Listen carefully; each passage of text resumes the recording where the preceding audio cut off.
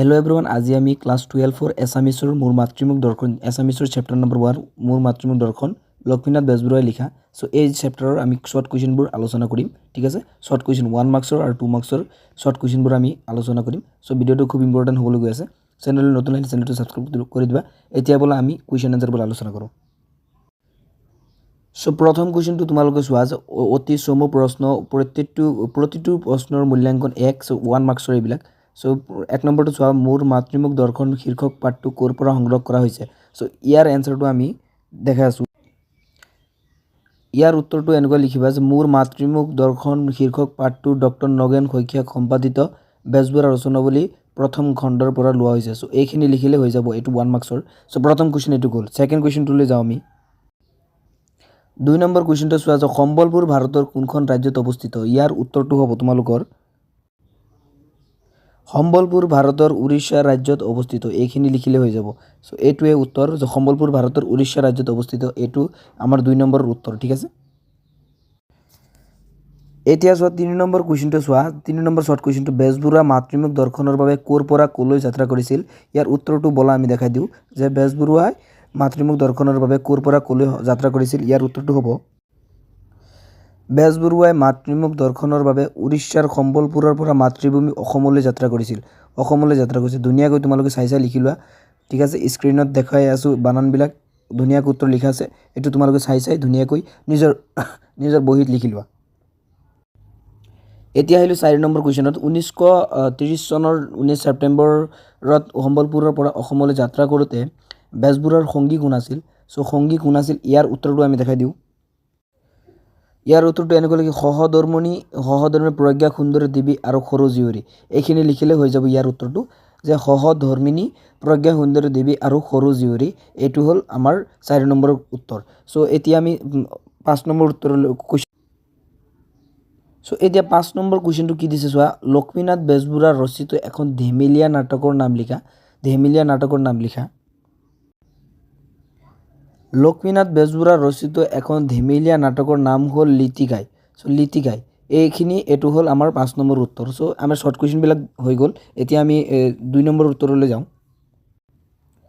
এটো যেটো আছে খ নম্বৰ সমু প্ৰশ্ন প্ৰতিটো প্ৰশ্নৰ মূল্যাঙ্কন 2 বা 3 2 অথবা 3 থাকিব সো প্ৰথম কোৱেশ্চনটো তোমালোকে চোৱা মোৰ মাতৃমুখ দৰ্শন শীৰ্ষক পাঠটিৰ নামকৰণৰ তাৎপৰ্য বিশ্লেষণ কৰা সো ইয়াৰ উত্তৰটো আমি দেখাই দি আছো সো ইয়াৰ উত্তৰটো তোমালোকে এনেকৈ লিখিবা যে মোৰ মাতৃমুখ দৰ্শন শীৰ্ষক পাঠটিৰ নামকৰণৰ লেখক বেজবৰুৱা দেৱৰ গভীৰ দেশ প্ৰেমৰ ভাৱ দেখিবলৈ পোৱা যায় বহুদিন ধৰি মাকৰ পৰা আঁতৰি থকাৰ পিছত মাকৰ ওচৰলৈ যাবলৈ সন্তানৰ যি প্ৰবল ধাউতি উপজা ঠাইখনৰ পৰা বহুদিন আঁতৰি থকাৰ পিছত সেই ঠাইখনলৈ আহিবলৈও বেজবৰুৱা দেৱৰ ধাউতি জাগিছে মাতৃ আৰু মাতৃভূমি সমতুল্য তেজমঙহৰ মাতৃৰ কোলাত সন্তানে যি নিবিৰ শান্তি বিচাৰি পায় মাতৃভূমিৰ কোলাতো একে শান্তিৰ দেহভক্তই বিচাৰি পায় কৰ্মসূত্ৰে উৰিষ্যাৰ সম্বলপুৰত থকা বেজবৰুৱা দেৱ অসমলৈ মাতৃমুখ দৰ্শনৰ বাবে আহিছে অসমৰ চিৰ আপোন মানুহবোৰৰ নিবিৰ সান্নিধ্যই তেখেতক শান্তি আৰু আনন্দ প্ৰদান কৰিছে হেহে প্ৰবন্ধটিৰ নামকৰণ সাৰ্থক হৈছে বুলি ক'ব পাৰি এইখিনি লিখিলেই আমাৰ ইয়াৰ উত্তৰটো কমপ্লিট হৈ যাব 2 নম্বৰ কোৱেশ্চনটো চোৱা যে মোৰ মাতৃমুখ দৰ্শন শীৰ্ষটিত মাতৃ শব্দৰে কি বুজোৱা হৈছে কিমান বছৰ পিছত লেখকৰ মাতৃমুখ দৰ্শন হৈছিল সো ইয়াৰ উত্তৰটো আমি ধুনিয়াকৈ দেখাই দি আছো ইয়াৰ উত্তৰটো হ'ব এটো যে মোৰ মাতৃমুখ দৰ্শন শীৰ্ষটিক মাতৃ শব্দৰে মাতৃভূমি অসমক বুজোৱা হৈছে প্ৰায় 30-40 বছৰ পিছত লেখকৰ মাতৃমুখ দৰ্শন হৈছিল এইখিনি লিখিলে ধুনিয়াকৈ আমাৰ ইয়াৰ এনসাৰটো কমপ্লিট হৈ যাব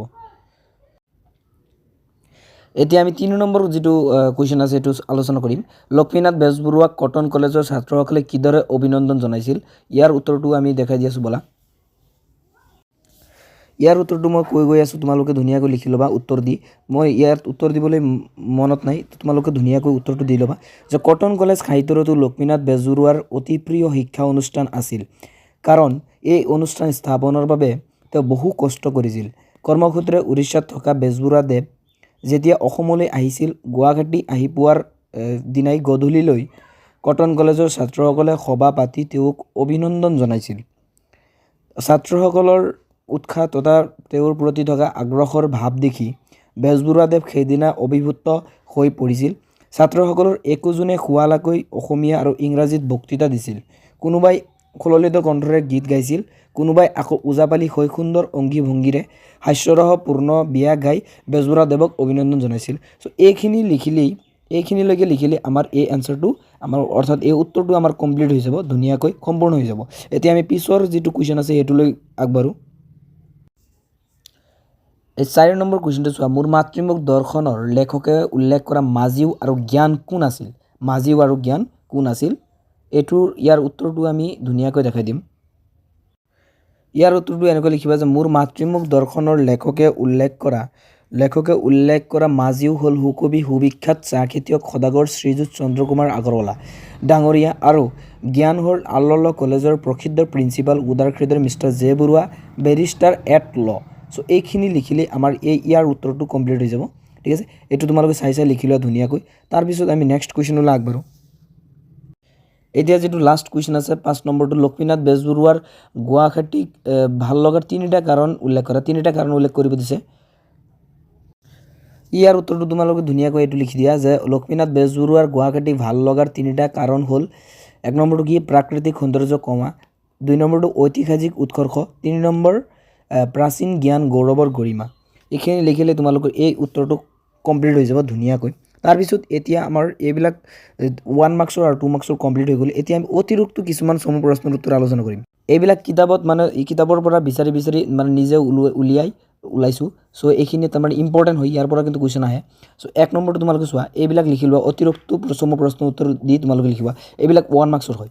চ' 1 নম্বৰটো অসমীয়া সাহিত্যত বেজবৰুৱা কি খিতাপেৰে জনাজাত? সাহিত্যৰথী আৰু ৰসৰাজ, এইটো এটা শ্বৰ্ট কুৱেশ্যন 1 মাৰ্কৰ।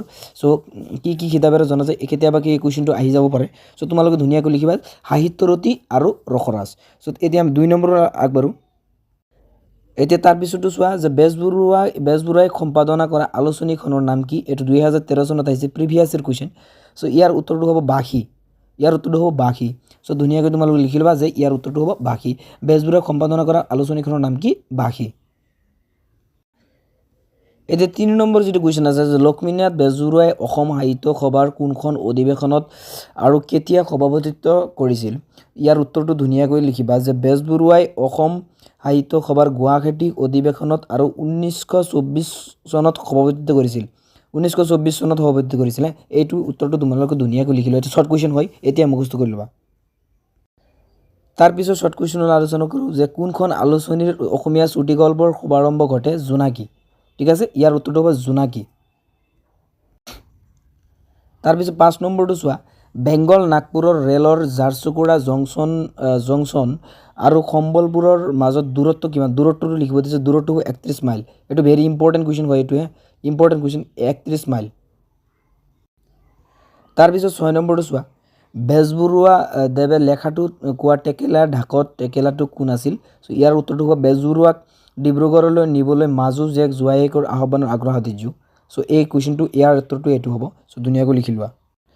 তাৰপিছত নেক্সট কুৱেশ্যন অৰ্থাৎ 7 নম্বৰ কুৱেশ্যন, মাতৃমুখ দৰ্শনৰ বাবে গুৱাহাটীলৈ অহাৰ আগতে সম্বলপুৰতে বেজবৰুৱাদেৱৰ কি ৰোগ হৈছিল? মেলেৰিয়া বেমাৰ হৈছিল। ঠিক আছে, চ' মেলেৰিয়া হৈছিল। চ' এইটো ধুনীয়াকৈ লিখি ল'বা। এইটো কিন্তু এটা শ্বৰ্ট কুৱেশ্যন।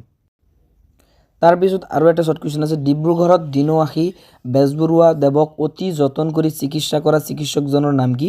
প্ৰভাত চন্দ্ৰ দাস। এইটো এটা শ্বৰ্ট কুৱেশ্যন, ধুনীয়াকৈ লিখি লোৱা। তোমালোকে বনোৱা হৈছে এইটো শ্বৰ্ট কুৱেশ্যনটো যে প্ৰভাত চন্দ্ৰ দাস। তাৰপিছত 9 নম্বৰ, মোৰ মাতৃমুখ দৰ্শন শীৰ্ষক পাঠত উল্লেখ থকা পেইণ্টিং আৰু ফটোগ্ৰাফীৰ কৃতিত্ব লাভ কৰা অসমীয়া শিল্পীগৰাকীৰ নাম কি? চ' অসমীয়া শিল্পীগৰাকীৰ নাম হ'ল মুক্তানাথ বৰদলৈ। এইটো এটা ইম্পৰ্টেণ্ট কুৱেশ্যন হয়, ইম্পৰ্টেণ্ট এনচাৰ হয়। চ' এই কুৱেশ্যনটো তোমালোকে ধুনীয়াকৈ লিখি লোৱা আৰু মুখস্থ কৰি লোৱা। ইয়াৰ উত্তৰটো কি? মুক্তানাথ বৰদলৈ। তাৰপিছত 10 নম্বৰ অৰ্থাৎ নেক্সট কুৱেশ্যনটো চোৱা, তোমালোকে পাঠটোত উল্লেখ অসমীয়ালৈ অনুবাদ কৰা শ্বেক্সপিয়াৰৰ নাটকখনৰ নাম কি? চ' ইয়াৰ উত্তৰটো হ'ব কমেডি অফ ইৰৰ্ছ। এইটো এতিয়া ইংলিছত লিখিব লাগিব, কমেডি অফ ইৰৰ্ছ। এইটো এটা ভেৰি ইম্পৰ্টেণ্ট কুৱেশ্যন হয়। এইটো ভেৰি ইম্পৰ্টেণ্ট মানে প্ৰিভিয়াছ ইয়াৰ কুৱেশ্যন হয়। এইটো কিন্তু বহুবাৰ আহিছিল আমাৰ হাই ছেকেণ্ডেৰীত। ঠিক আছে, এইকাৰণে এইটো কিন্তু ইম্পৰ্টেণ্ট কুৱেশ্যন হয়। এবাৰো ৰিপিট হ'ব, ইয়াৰ কোনো গেৰেণ্টি নাই। চ' তোমালোকে এতিয়া মুখস্থ কৰি থৈ দিয়া। তাৰপিছত লাষ্ট কুৱেশ্যন অৰ্থাৎ 11 নম্বৰ 11 নম্বৰ নেক্সট কুৱেশ্যনটো কমেডি অফ ইৰৰ্ছ নাটকৰ অসমীয়া অনুবাদ কি সো এইটো ইয়াৰ আগতে যেটো আমি আলোচনা কৰিলোঁ comedy of errors so comedy of errors নাটকৰ অসমীয়া অনুবাদটো লিখিব দিছে ইয়াৰ উত্তৰটো হ'ব ভ্ৰমৰংগ সো এইখিনিয়ে ভ্ৰমৰংগ এইখিনিয়ে আমি শৰ্ট কুৱেশ্যন ওলাইছোঁ এইখিনি পঢ়িলে তোমালোক 1 মাৰ্কছৰ আৰু 2 মাৰ্কছৰ কমপ্লিট হৈ যাব ধুনীয়াকৈ এইখিনি পঢ়িলে আমাৰ মোৰ মাতৃমুখ দৰ্শনৰ পৰা 1 মাৰ্কছৰ আৰু 2 মাৰ্কছৰ ধুনীয়াকৈ কমপ্লিট হৈ যাব ইয়াৰ বাহিৰে নাহে এইখিনি ইম্পৰ্টেণ্ট সো এইখিনি তোমালোকে মুখস্থ কৰিবা সো চেনেললৈ নতুন আহিলে চেনেলটো সাবস্ক্ৰাইব কৰি দিবা এতিয়া নেক্সট চেপ্টাৰ লাগে নেকি কমেণ্ট বক্সত জনাবা তো থ্যাঙ্কস ফৰ ওয়াচিং